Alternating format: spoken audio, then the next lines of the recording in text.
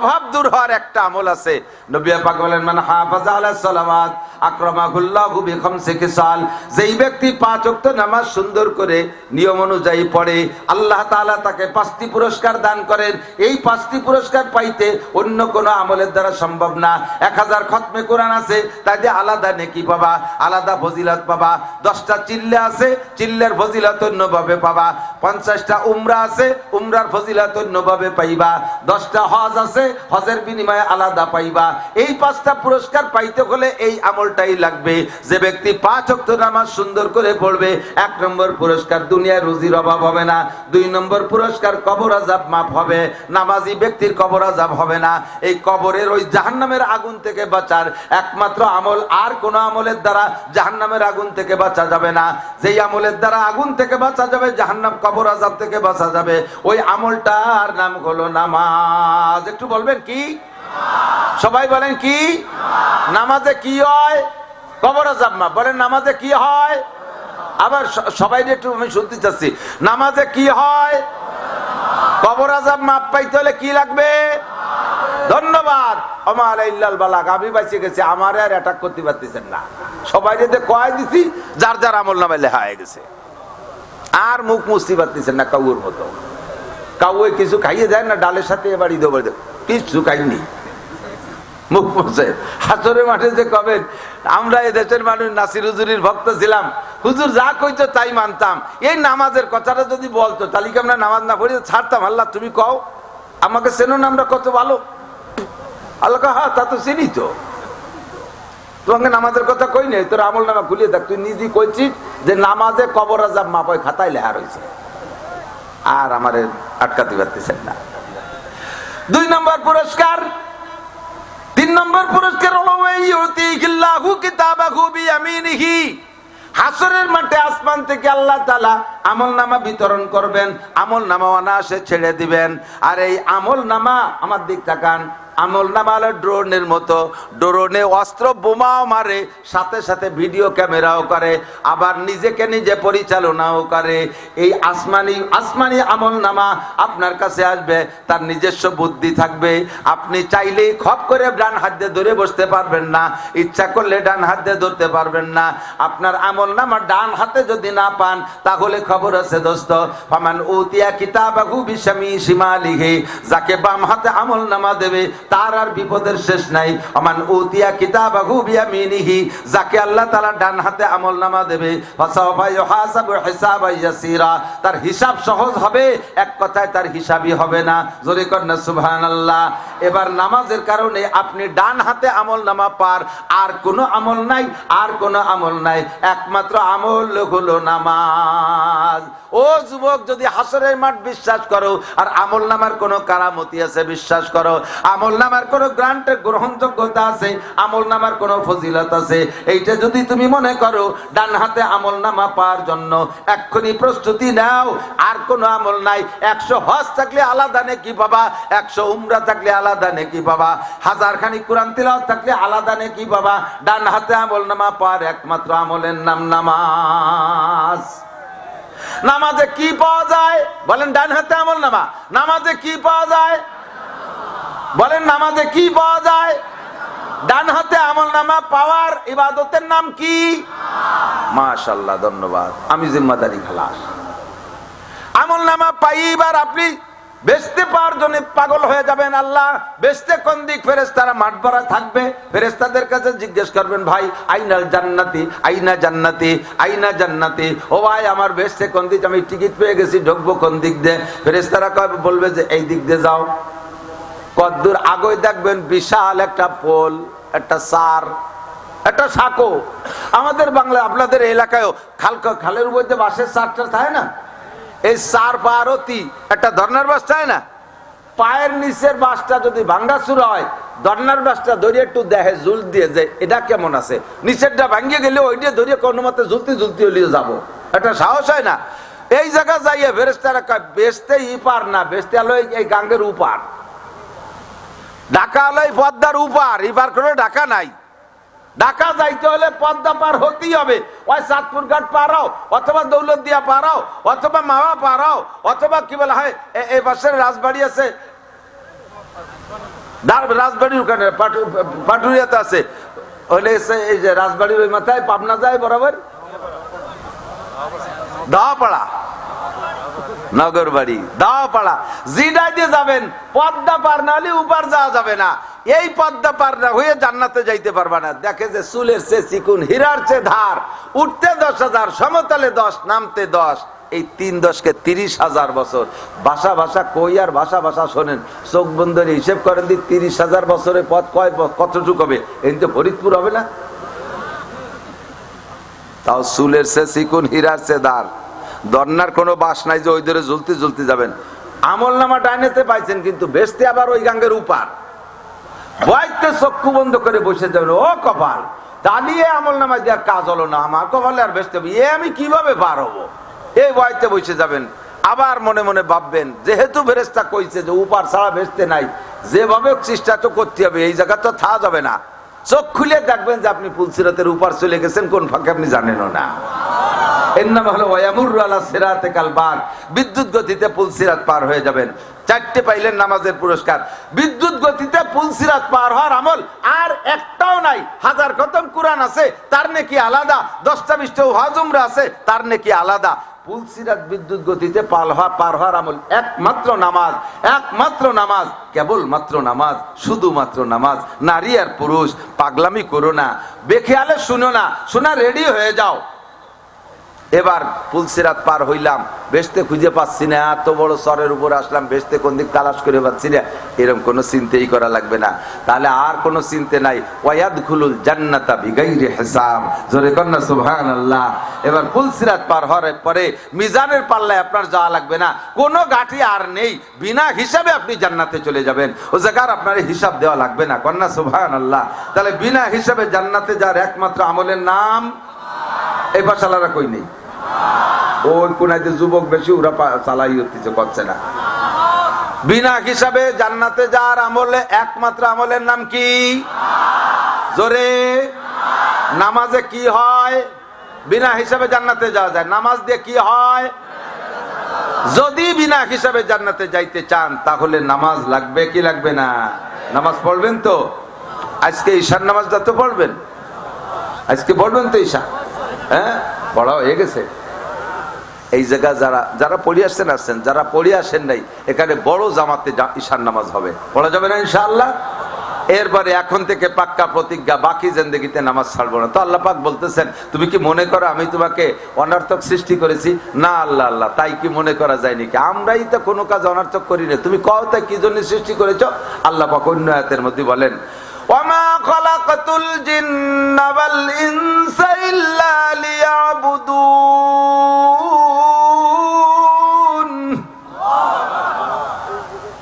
সব কিছু বানাইছি তোমাকে জন্য।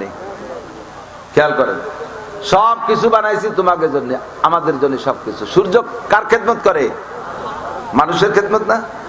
10 দিন সূর্য না উঠলে কি শান্তি ঠায়?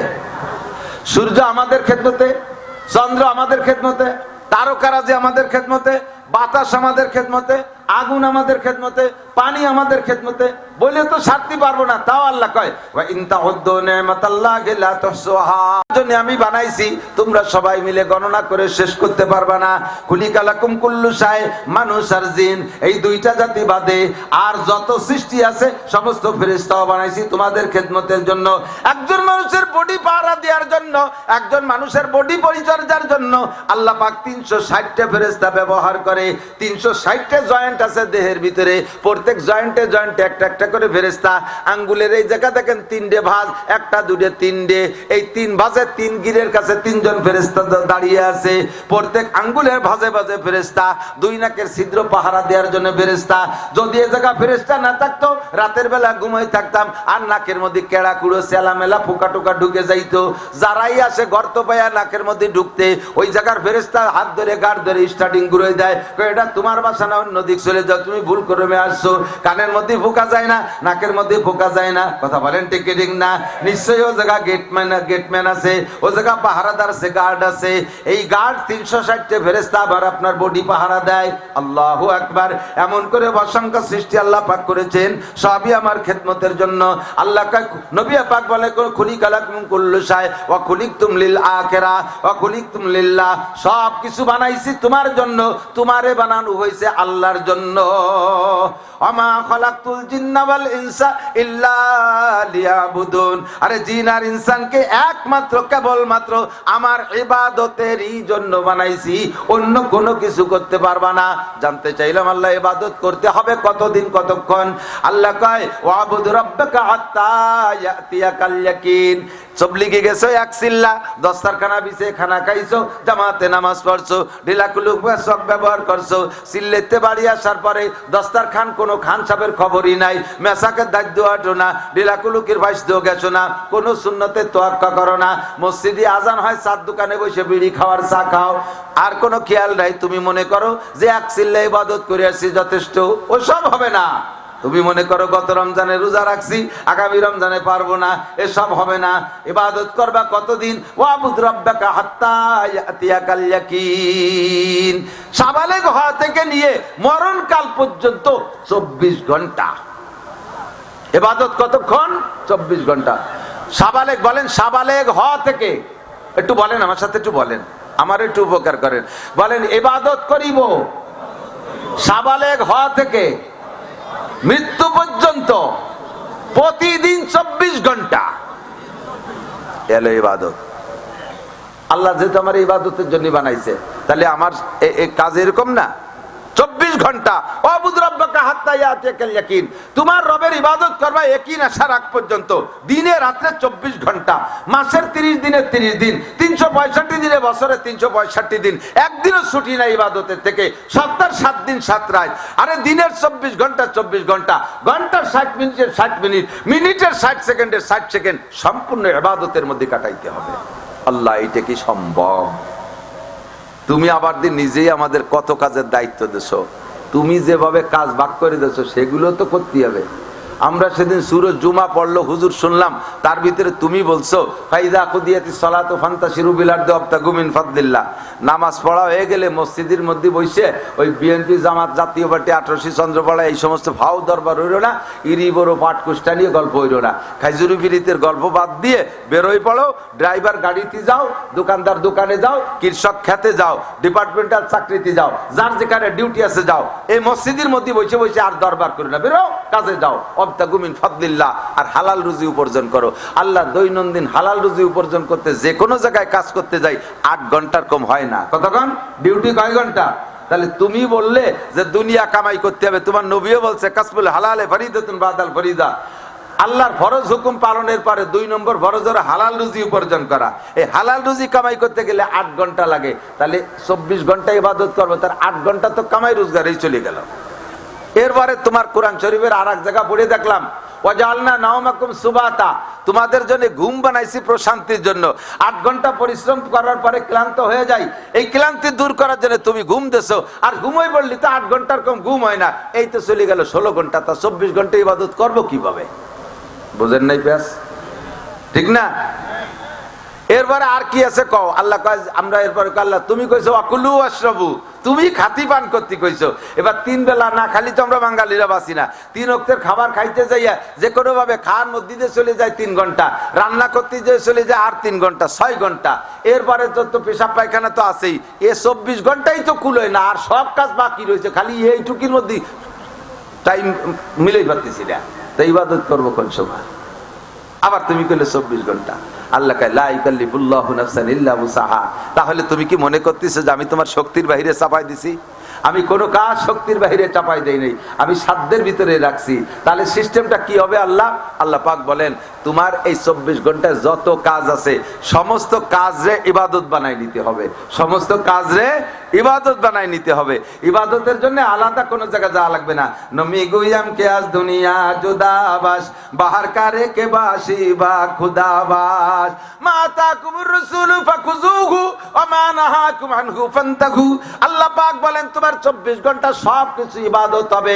সিস্টেমটা হলো আমার নবী যে কাজ যেভাবে করতে বলে, খেয়াল করে না, আমার নবী যে কাজ যেভাবে করতে বলে ওই কাজে ওইভাবে করো, আর নবী যেটা যেভাবে ছাড়তে বলে ওইটাকে ওইভাবে ছেড়ে দাও।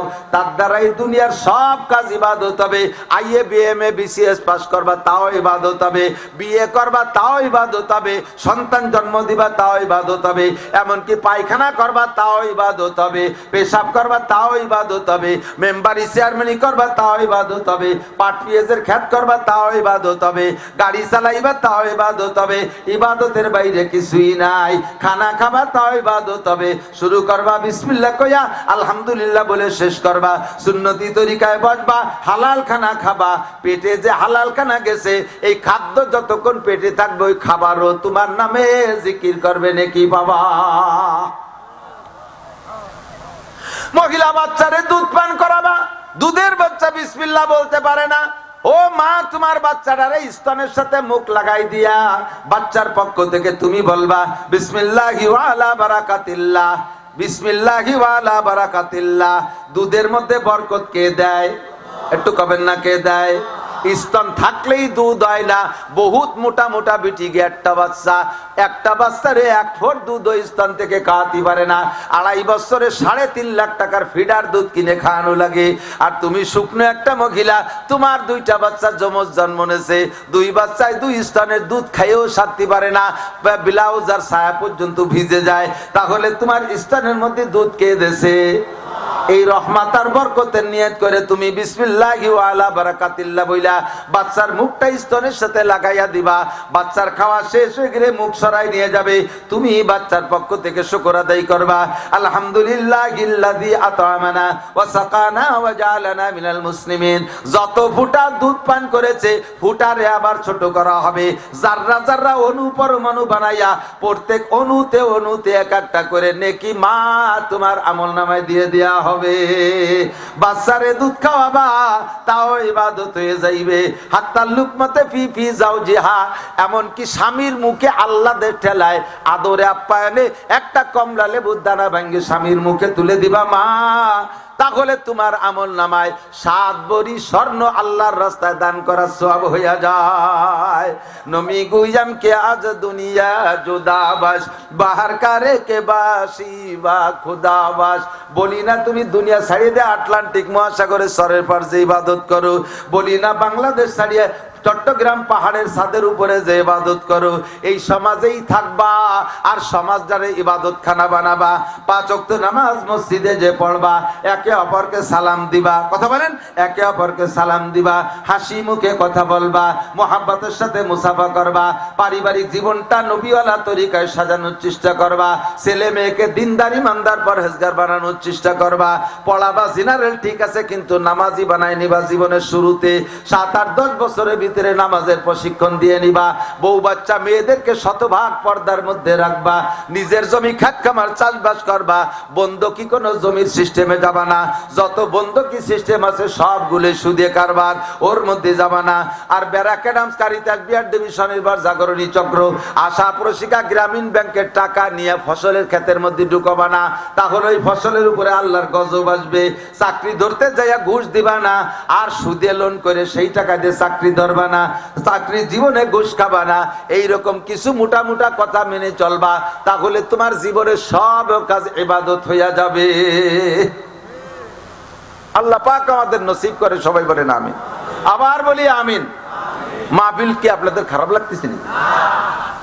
ভালো লাগতেছে? রাতভর হলেও ভালো লাগবে না? রাতভর হওয়ার জন্য তো আমাদের একটু সাপোর্ট লাগবে। আমি আপনাদের এখানে মৌলানা শফিক সাহেবের রিকোয়েস্টে টাইম রেখেছি বাদ মাগরিব 1 ঘন্টা।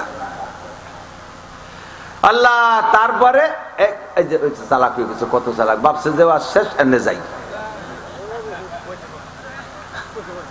যারা মোদির দলের আর নেতানিয়াহুর দলের তারা আস্তে আস্তে চলে যাক। মোদি আর নেতানিয়াহুর চেনেন আপনাকে? তাও চাবাই নাকি? বিশ্ব বদমাইশ, কথা বলেন, বিশ্ব বদমাইশ মোদি আর টেম্পার নেতানিয়াহু। আল্লাহ যেন আমাদের ওদের সাথে হাসরের মাঠও দেখা না করায়, দুনিয়ায় যেন ওদের সাথে দেখা না হয়। ওই যে মিশরে যে মিটিং হয়েছে না, যুদ্ধবিরতির।